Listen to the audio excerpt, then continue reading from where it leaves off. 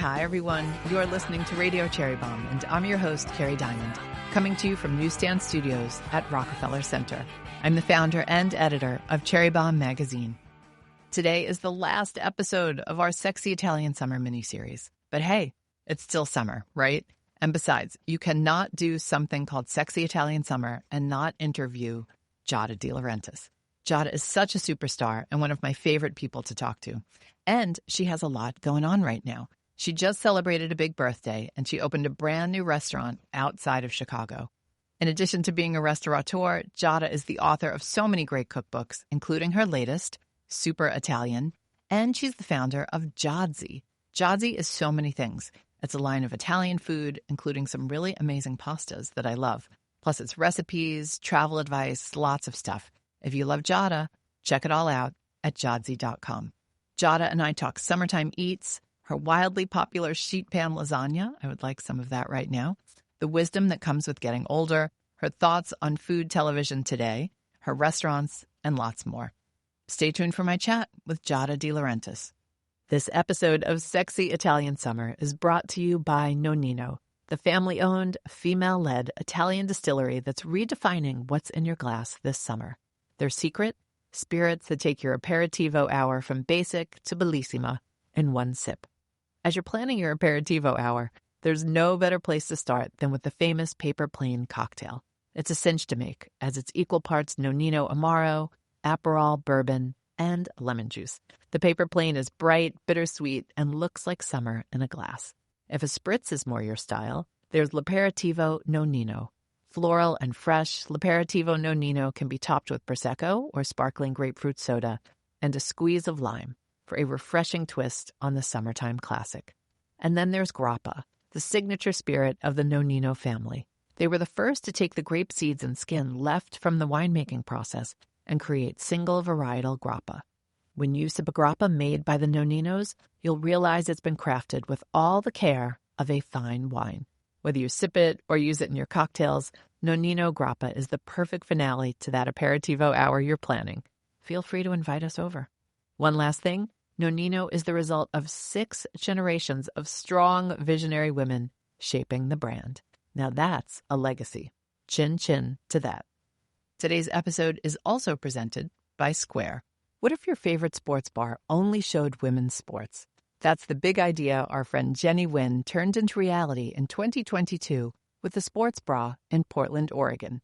Thousands of fans showed up on opening day, and within 8 months, the sports bra had served fans from all over the country and brought in nearly $1 million in revenue.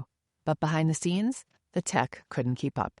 Their point-of-sale system kept crashing during game days, right when the bar was packed with so many excited fans.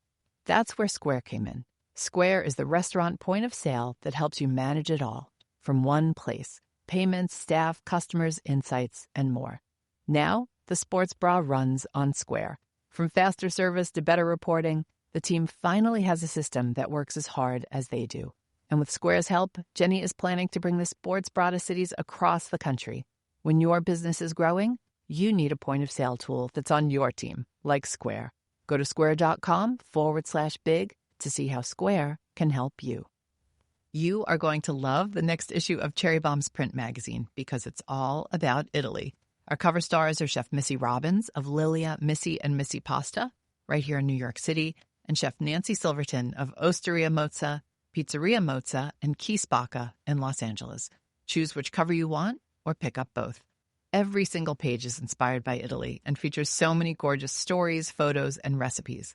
We have features on lots of your Cherry Bombe faves, including Haley Catalano, Mimi Thoresen, and Tamu McPherson, who I also interviewed for our Sexy Italian Summer miniseries. Head to cherrybombe.com or click the link in our show notes to subscribe. You can also pick up an issue at your favorite culinary bookstore or culinary shop. Now, let's check in with today's guest. Giada De Laurentiis, welcome back to Radio Cherry Bombe. Thanks for having me. How fun. I'm so thrilled because you had a big birthday recently. Yes, it's a double nickels year. Double nickels. We're going to talk all about that. You just opened a restaurant. I did. I opened a restaurant outside of Chicago, as they call it, Chicagoland. I didn't realize how vast Chicago is. I mean, how vast It is in the sense of the suburbs outside the city until I started spending time there. So we're about 50 minutes, I would say, outside the city in the suburbs. It's been a really fun ride. I got to build the space, which is amazing. And I kind of started to realize that I have a trend going where I open restaurants that I can build from scratch, which is kind of a gift, as you probably will know. As someone who has built restaurants in spaces that we had to force a restaurant into, yes, building from scratch is way preferable. Yes. And in the end, really gives you a fabulous, unique feel. And I think this one is, it's very, very warm. Very warm. And interesting part is it's in a casino, right? So casinos can be, loud, very colorful. You kind of want a respite when you enter this space. It is like a respite. It feels like you're walking into my living room is really what it feels like. And we have a giant wall of Jodzi stuff where you can actually purchase. A lot of people live around there, so it's really easy for them to purchase and take home, unlike a place like Vegas where it's mostly tourists and no one wants to throw a bunch of olive oil and pasta or anything into their suitcase and take it home. So it's sort of a little bit of a different concept where you can shop and eat all in one. And we have a pizza bar, and it's basically pizza and pasta, and the name is Sorellina, little sister in Italian, because I will also, in the midst, I'm building the big sister in a different town, a little bit closer to the city. Wait, what's the word for big sister? Sorella. It's sorella and sorellina. Because the big sister is more adult-like. It's a steakhouse, so it's got a different vibe. It's a little more glamorous, a little bit older feel. So that's why I decided to name them that way. We have a lot of restaurateurs and would-be restaurateurs who listen to the show. What advice do you have for someone who is looking to open their own restaurant, who's either going to put it in an existing space or build their own space? Because it could be painful. I mean, I remember... Don't pay for it yourself. I mean... Where were you? I don't know. Where were you 20 years ago? Somebody else who's fitting the bill. Yeah. Otherwise... I needed you in my life a long time ago, Giada, to tell me that advice. I've always said, it's really fun as long as it's not my own money. Okay. I mean, yes, the home was my own money, and that was more painful than any restaurant I've ever built. So I would say that would be number one.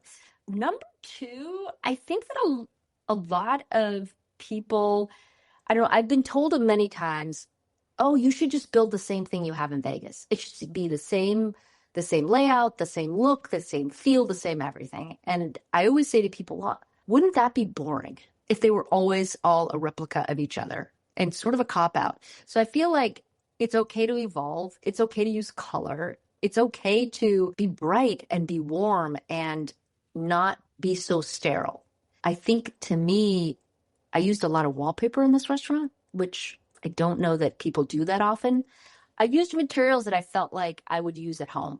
And I don't know that a lot of people, restaurateurs, would agree with me 100% just because of wear and tear. But I feel like the materials warm a space in a way that you do at home as well. So I used a lot of the same principles. I don't know. I'm trying to think of the perfect answer, but I don't know that I have one. It's sort of a journey, and we just kind of figure it out, Carrie, as we go along. We'll be right back with today's guest. Today's episode of Radio Cherry Bombe is brought to you by Davines, a family-owned hair care brand from Parma, Italy. If you've been following our Sexy Italian Summer series, you know we can't resist a great Italian story, and Davines is one we adore. Founded in 1983 by the Bolatti family, today Davines has 7 branches around the world and can be found in 90 countries. But their heart is still in Parma. They've never strayed from their Italian roots or their belief that real beauty starts with responsible choices to both people and the planet. They're a certified B Corp. Their headquarters, where they produce all of their products, runs entirely on renewable energy, and they're guided by their Carta Etica, a set of shared values created by everyone at Davines. All the Davines product design and formulas are approached with sustainable choices, whether using heirloom ingredients from Slow Food Presidia farms in Italy or regenerative organic certified ingredients. And the scents, pure magic, fresh, light, and floral, like strolling through a sunlit Italian garden. Right now, I've been using the Love Curl Mask made with almond extract from almonds grown in Noto, Sicily. And in true Italian style, the Love Smoothing Shampoo and Conditioner are infused with Italian olive extract, rich in fatty acids and vitamins to leave your hair bellissima. I have curly hair with a mind of its own. I know some of you can relate, and I have been loving these products, especially the conditioner and the mask. Thank you to Davines for sending me products to try. Whether you're brightening blonde locks, taming frizz, or adding volume to fine hair, Davines has a collection designed just for you. And you can even take their online hair quiz to find your perfect match. For sexy Italian hair to go along with your sexy Italian summer, look for Davines products at Planet Conscious salons nationwide, Sephora.com, and at their website, Davines.com. Use code CBFreeShip for free shipping through December 31st. That's CBFREESHIP. CBFreeShip. The link to shop is in our show notes, and I'll link to the products I've been loving the most. Today's episode is also presented by S.Pellegrino. We're keeping the sexy Italian summer vibes going with something truly inspiring from S.Pellegrino. Sure, you know them for their delicious Italian premium sparkling mineral water, but did you know they're also uplifting the next generation of culinary stars? For a whole decade, S.Pellegrino's Young Chef Academy competition has been spotlighting passionate and creative chefs under the age of 30 from around the world. This October, finalists will gather in Milan to cook for some of the biggest names in gastronomy. The grand jury will include 7 respected culinary legends, including Antonia Klugman of Italy's Largine Avenco, Nikki Nakayama of N Naka in Los Angeles, and Elena Regatas of Rosetta in Mexico City. Not only does the S.Pellegrino Young Chef Academy host a competition, but year-round, it's also a launchpad for up-and-coming culinary talent, offering mentorship from top chefs and career-boosting resources. S.Pellegrino is upholding their motto that great taste and creativity can literally transform lives.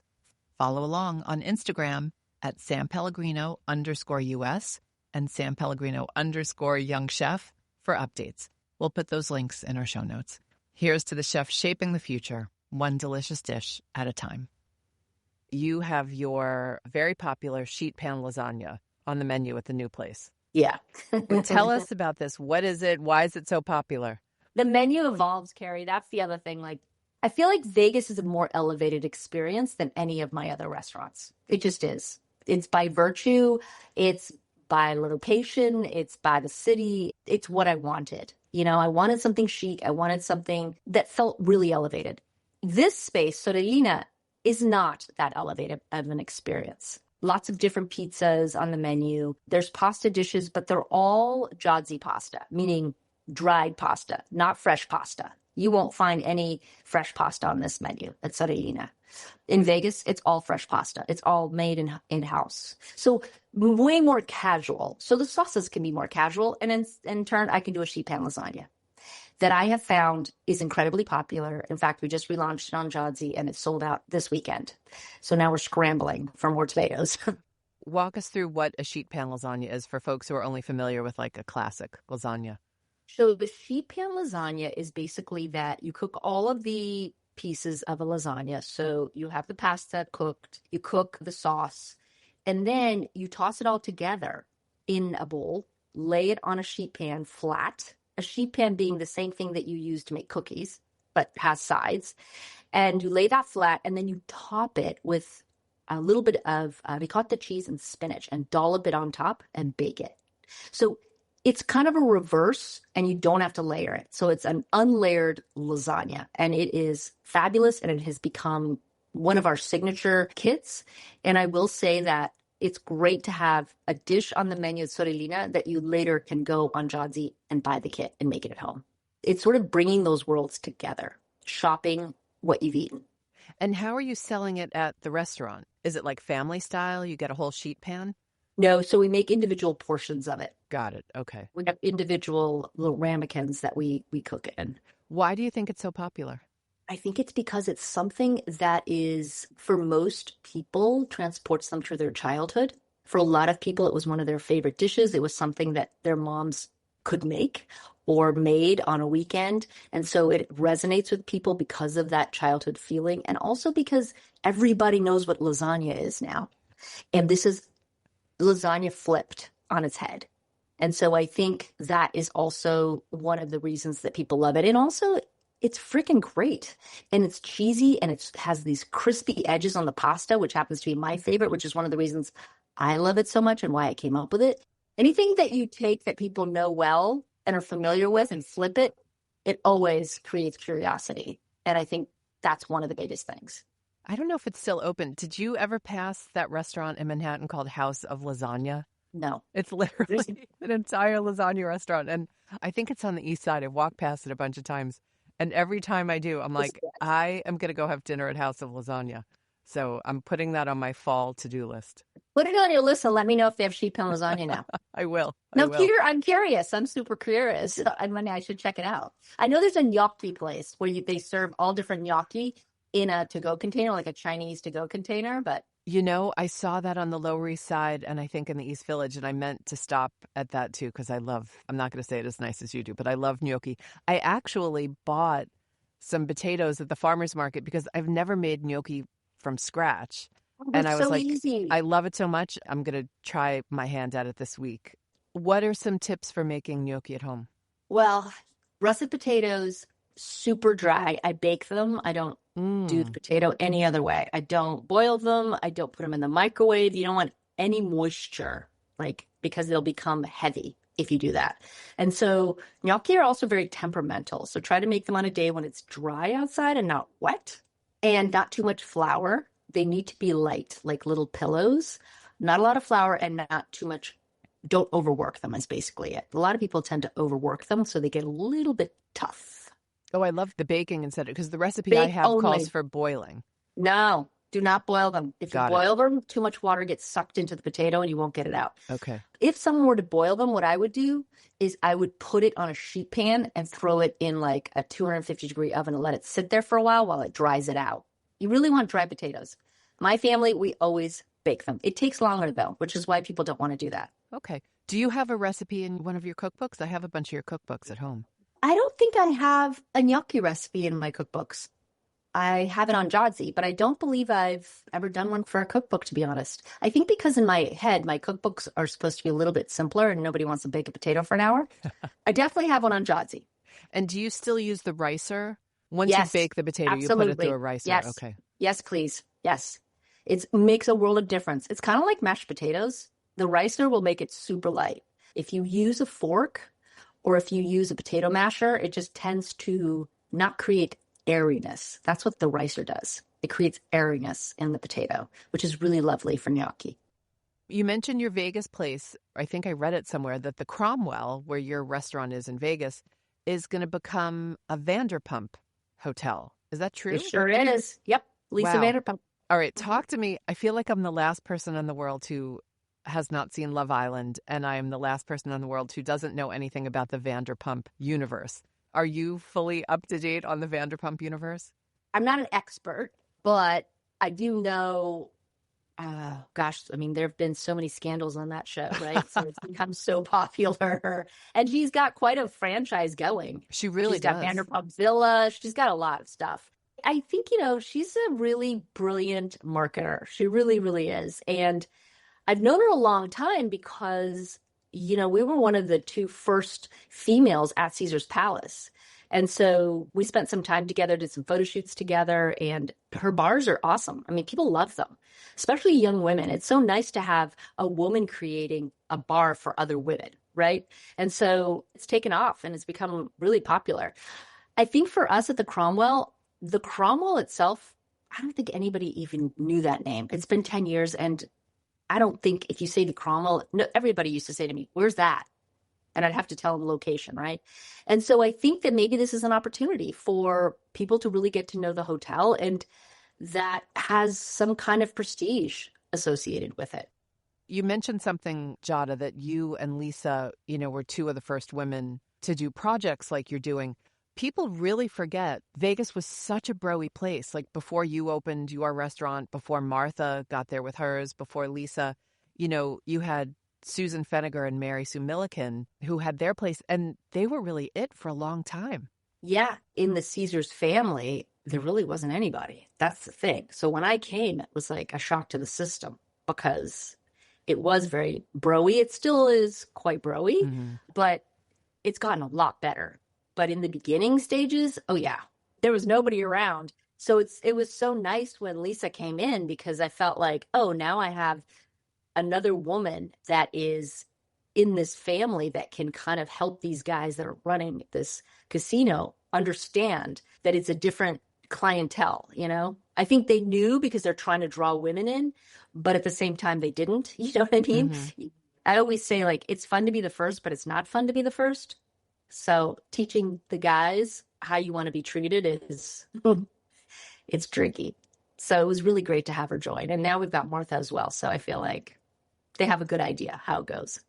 How do you inspire your teams? You know, when you've got these sort of destination restaurants that aren't where you live, what do you do to keep everybody just excited and inspired to do what they do every day? Well, I have a head of hospitality who's my COO, and I have my executive chef who worked with me in Vegas for 8 years, who go out to these places often. And I mean often, every 8 weeks. And then when it comes to Vegas and Scottsdale, I go once every 8 weeks as well. And then we like to do different types of dinners, special dinners when I'm there, change the menu. And then I sometimes take people out and inspire them by taking them to the newest, hottest place that's just open, so we can create just a vibe and a feeling of a family. And I really work in very much a collaborative way. So when, you know, the GM or the executive chef or the team feels like, oh, this restaurant needs this, or this is what the feedback is, I'm very open to the data, and I'm very open to creating a certain special sort of vibe in that specific location, and not cookie cutting everything, and making sure that every place feels like they have their own identity. And so that's sort of the way I do it. But visiting them, honestly, Carrie, is one of the best ways to show your face and get in there and really meet the people that are coming to dinner and really spend time with your team. And so that's what we try to do. We divide and conquer the spaces. But that's also why I don't have that many restaurants. It's too hard to do that if you have 20 restaurants. Right. You probably have had the opportunity to open lots of them, I would imagine. I have, but this is the furthest I've done from home, Chicago. But I will tell you that for me personally, I like to have 2 in each city. That to me makes it worth my time, so that I feel like I can go there and spend time in 2 locations. Then I feel like I've accomplished something. So in Vegas, I have 2. In Scottsdale, I have 2.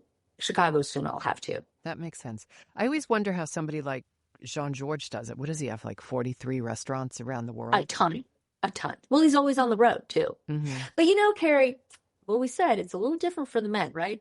It's just a little different. For us ladies, I mean, my daughter will be a senior this year. So next year, my world opens up a lot more, which is why I said yes to Chicago. I can be in more places than I have been in the last 15 years because, you know, with restaurants, you got to go to them. And I wanted to be home to be with my daughter. I think that when you're a man, you have a wife or somebody else looking after your kids a little bit more. But for me, I'm the mom. So I wanted to be here, which is why I said no to a lot of projects over the years. And that's why I said yes to Chicago, because I knew that we were at the tail end of me having to be home as much.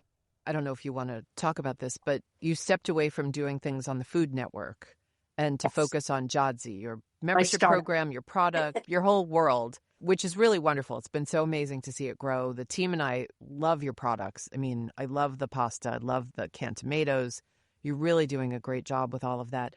But was that part of it? The demands of filming and, you know, just being on call for another entity. What was that all about? I think it was a combination of many things. I really wanted to spend more time building Giada, and at the beginning of it, I thought I could do it all, as we all think we can.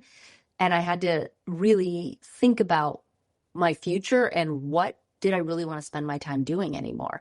Cooking shows were sort of going out anyway, right? Like they weren't really looking for any cooking shows.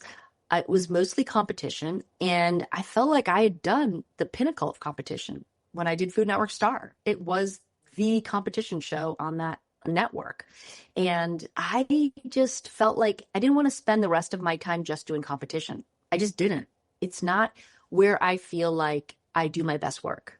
And the hours for those shows are quite intense. Not that my cooking show wasn't, but my cooking show was different. You know, it felt more branded. It was me growing. And also, I think that as I got older and I hit my 50s, I was like, wait a second. I think life puts a mirror up to you and has you realize, okay, what have I done? Where am I going? And what do I want to do? And I realized I really want to try to grow this business.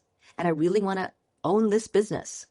So I couldn't do it all anymore. And yes, when you're on Food Network, you're on call to go anywhere and do whatever. I didn't want to do that anymore. It wasn't feeding me anymore. And so I made that decision. It was not an easy decision, Carrie. It was very difficult. And I don't know. I think TV's changing anyway. I don't know where it's going, but it's definitely changing. And so I thought, you know what? I'm going to go and spend my time doing Jotzi. And listen, without Food Network, I would not have been able to make that choice. So I think every day that I've had this longevity and that Food Network gave me that opportunity. But there's time to leave, right, Carrie? There's a time to make a change. Right. You have to know when to leave before you're asked to leave. Before you're terminated. Right? Mm-hmm. Yes. Mm-hmm. Yes. Tell me though, food TV today just seems to be in such an interesting place. I know you had a lovely relationship with Food Network, and like you said, they really helped your career in so many ways. Oh, they made my career. But they made your career, right. Yeah. But I feel like food TV is a little stuck right now. It's having an identity crisis, right? Like, agreed. It doesn't know where it's going. But some of it just has to do with social media. Social media has blown up, and there's so much food content on social media. So it's really hard to get advertisers to give you money for something that people can get on social media for free. So I think, yes, there's an identity crisis. There's a lot of people in the space. I mean, you must interview a lot of them. There's just a lot of voices. And I think they're trying to figure out, where are we in this conversation? Where are we going to land? And I don't know that that's been decided yet. I think they're still trying to figure it out. Where does food TV go from here? I believe that everything is cyclical. So they go out and they're not so popular as much, and then they come back. I think that there's a nostalgia with a lot of demo style shows that people miss, like long form. Where exactly it's going, I don't know. I think you can't just do a dump and stir show anymore. You have to give the audience more personal, more organic, and they want to see what the daily life is like. So I'm not sure where it's going, but I would say that probably AI has a lot to do with it, with where it is going, but I don't think food will ever go out of favor. Mm-hmm. It'll never go away. We all need to eat. And so I think it has to be reinvented somehow. I'm not sure that I know the answer to the question yet. Yeah, the answer is definitely not obvious at the moment. But people keep trying. I mean, there's a big food competition show coming to Netflix. I think I saw Thomas Keller's on it, and Padma Lakshmi's working on an exciting show for CBS. So there's still stuff coming down the pike. Yeah. And we'll see how that goes. I think there's a lot of competition out there. It's been saturated. Mm-hmm. Some people are really good at doing those type of shows. I just would say probably not me. Do you miss food TV? No, I don't. I don't miss being on set. I really don't. I think for me, I'll probably start doing something myself on YouTube that'll be a little bit, it'll definitely be cooking based, but it'll have a lot more lifestyle in it. Like all the other things that I do, building these restaurants and doing Jotzi and all of those other businesses that I'm in, it'll also have a lot of that focus on it. But I'll probably just do a few episodes and I'll do them on YouTube. That's exciting. Something to look forward to. You seem to be having a lot of fun with social media, especially the stuff you and Jade do together. Well, she's at that age where she's so much fun to hang out with and she has such an opinion. It's just a really fun age. And I'm trying to enjoy this last year because I feel like I'm losing her after that. So this year is really fun. And I think that's also part of the reason of wanting to do a few episodes on YouTube is to really capture that so I can go back and look at it the way I can go back and look at Jade growing up over the years on my shows. I don't want to forget it.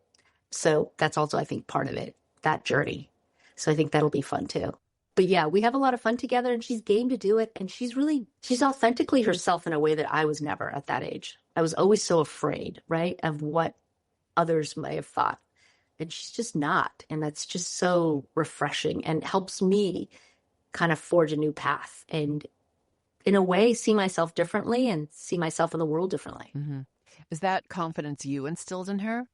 No, I think she just had it. She was born Honestly, that way. Carrie, I think she was born that way. No, maybe because I was a working mom, so maybe that may have had a little bit of it, but I really think Jade was born that way. I really do.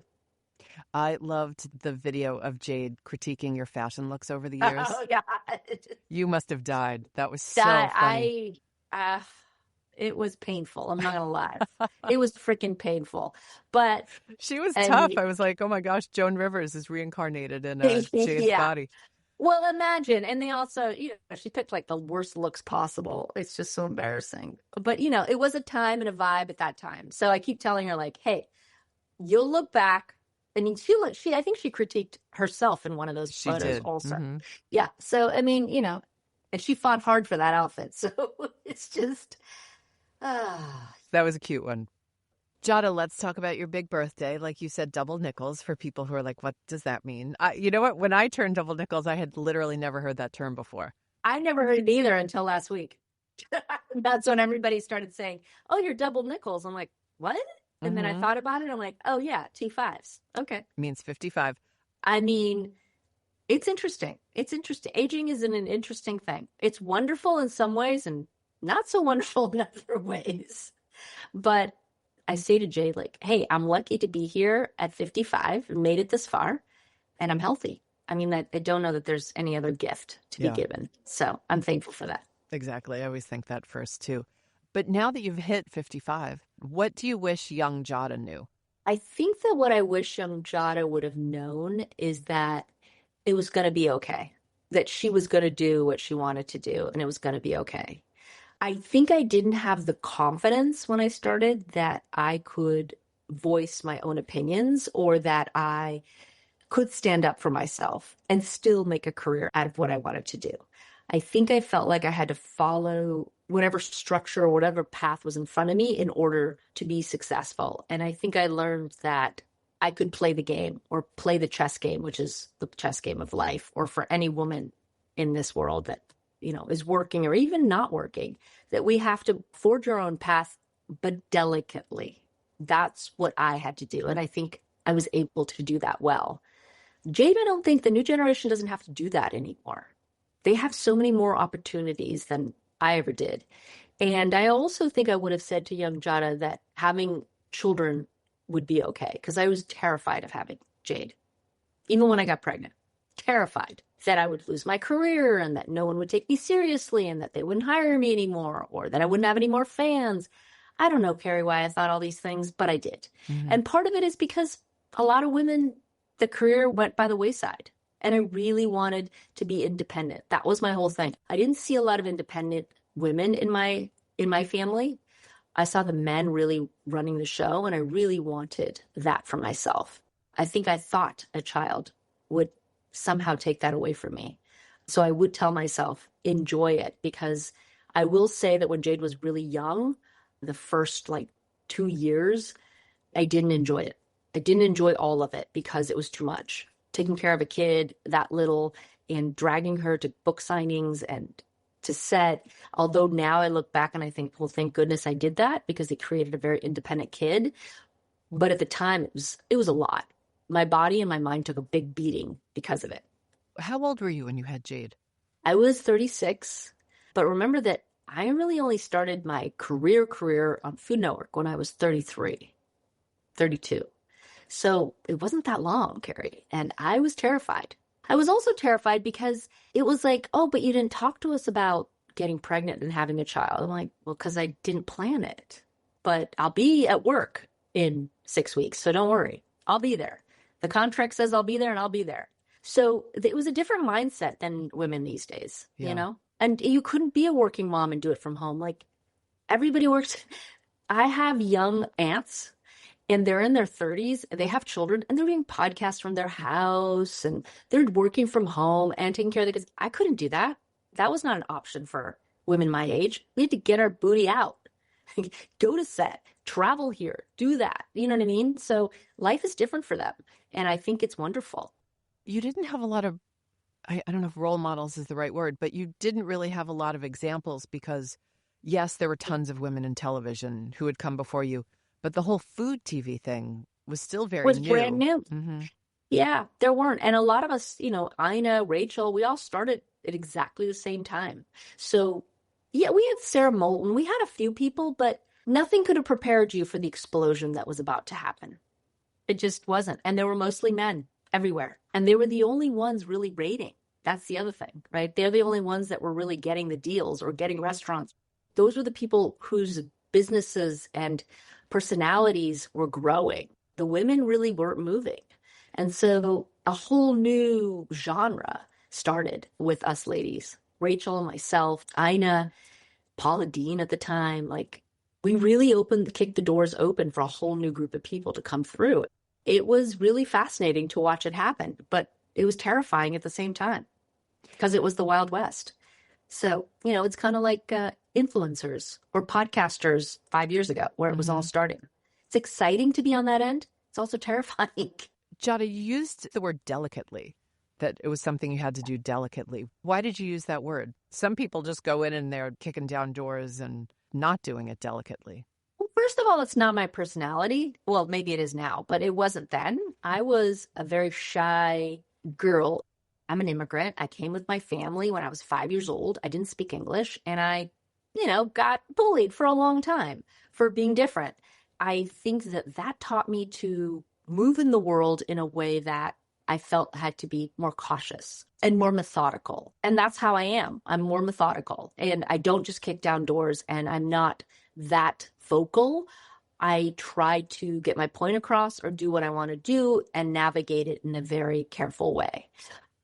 I think too that at the beginning of my Food Network career, most people would write in and say, why'd you put this model-like girl to cook? What are you trying to do? She's clearly, she has no idea what she's doing. And people commented on my breasts all the time. It was a constant thing, right? So being taken seriously was hard. And I think that I felt that if I was more delicate and more careful, that over time, if I continued to do what I love to do and be good at it, that eventually people would accept me, but I was careful about how I did that. Oh my God, they commented on your breasts all the time? That's terrible. Oh, yes.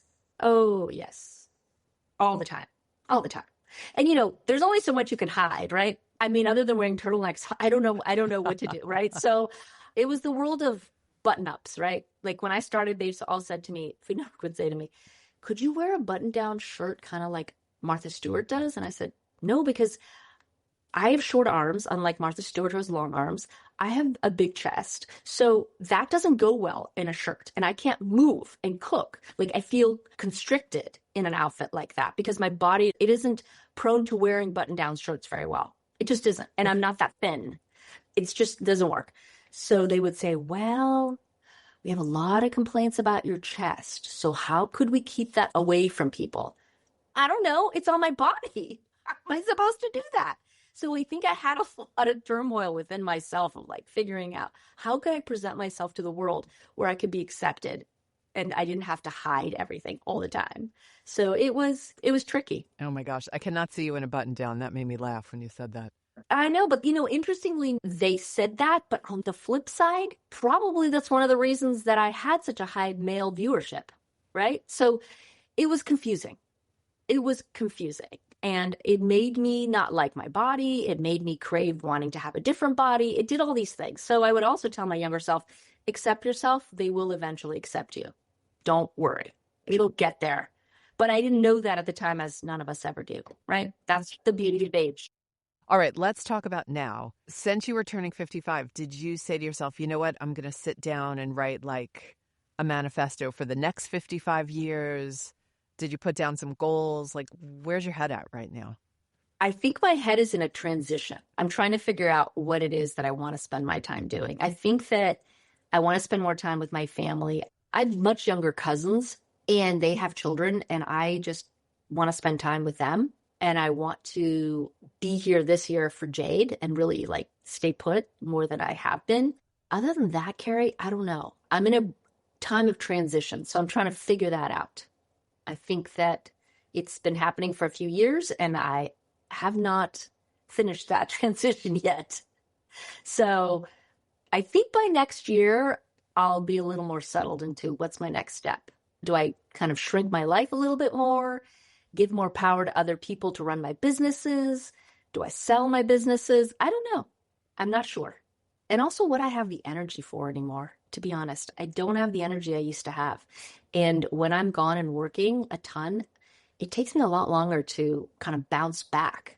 I have to figure out, like, how much do I want to do? I love doing Jodzi.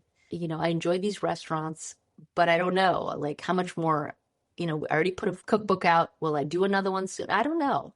I feel like I really want to be picking very carefully because whatever I decide is going to be for the next probably 5 years at least. Oh my gosh, you know what? I didn't even ask you about sexy Italian summer. We were supposed to be talking about that. Oh my God.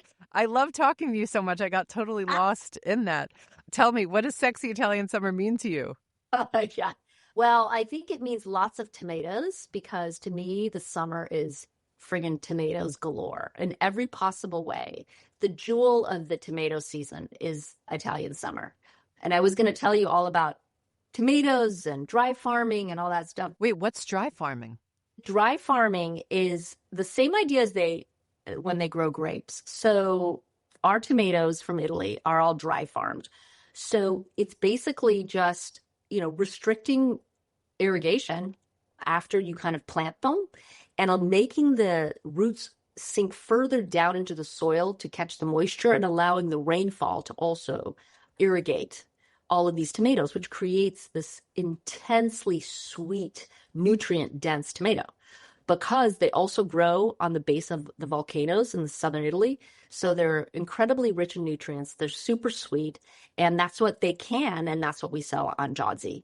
And they're little ones with the skin on because, again, more nutrients. And, at the end of the day, they're super sustainable because the irrigation is minimal at best. And it's mostly rainfall.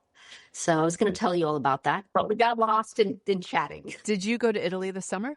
I didn't go this summer. You didn't go this summer? Okay. I didn't go this summer. I'm going actually in 2 weeks with Jade. I'm going to Rome to be knighted. What? Isn't that funny? Yeah. I'll tell you about that in another podcast. But yes, I guess, Andrea Bocelli's also being knighted. It's a way for the government, I think, or Italy to thank us for spreading the Italian culture. You say that so casually. So what do we have to call you? Well, because I feel like I should talk about it after I've experienced it instead of beforehand. But I am bringing Jade and there's a ball and we're going to get all dressed up and I think it'll be super fun and a fun experience, at least for the two of us. You're having a sexy Italian September as opposed to a Correct. Sexy Italian summer. Okay. Exactly. Exactly. Did you have a good summer? Were you super busy? I was really busy. But it was super fun, and I was able to go watch Jade and all her performance, both in upstate New York and theater camp and then at NYU. So that was really fun to be around and be able to do that. I spent some time in the Hamptons, which I really adore those beaches. And so I got to do that, which was really fun, and spend time with all of my little nieces and nephews. So that's really sweet. It was really lovely. It was really a lovely work, but also vacation. I kind of lumped them together. And I opened Chicago. So I did a lot this summer, I guess. You had a busy summer. What is the perfect Giada aperitivo hour? Probably a chilled Negroni. I'm loving my Negronis this summer. And then I love to do these baked little caprese toasts and a whipped ricotta with red peppercorn right on top of it.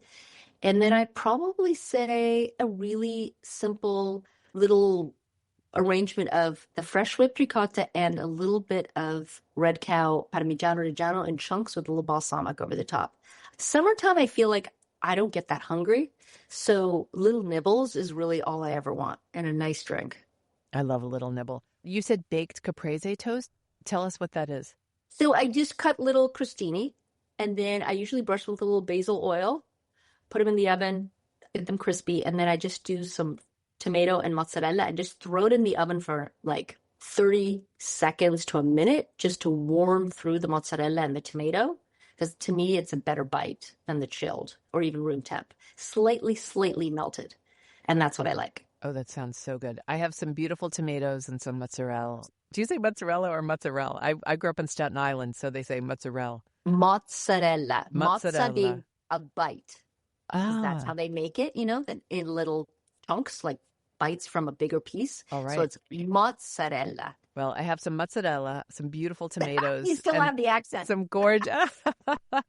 You can't take the girl out of Staten Island for too long. And some really beautiful basil that I got at the farmer's market. So This is it. This is the time.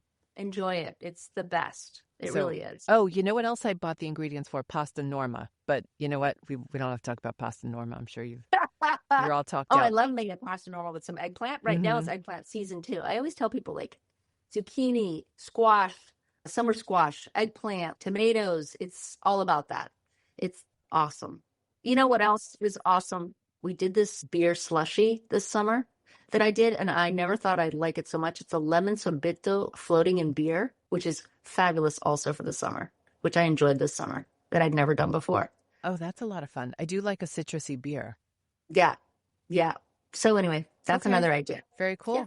All right. Yeah. Well, Giada, I love talking to you. Thank you so much. First off, happy birthday. You know we love you here at Cherry Bombe. We just love hearing about all your projects and all your advice. Thanks, Carrie. I think you and I could chat forever. Honestly, we'd take hours and hours. Anyway, it was awesome. Thanks for inviting me. I always enjoy it.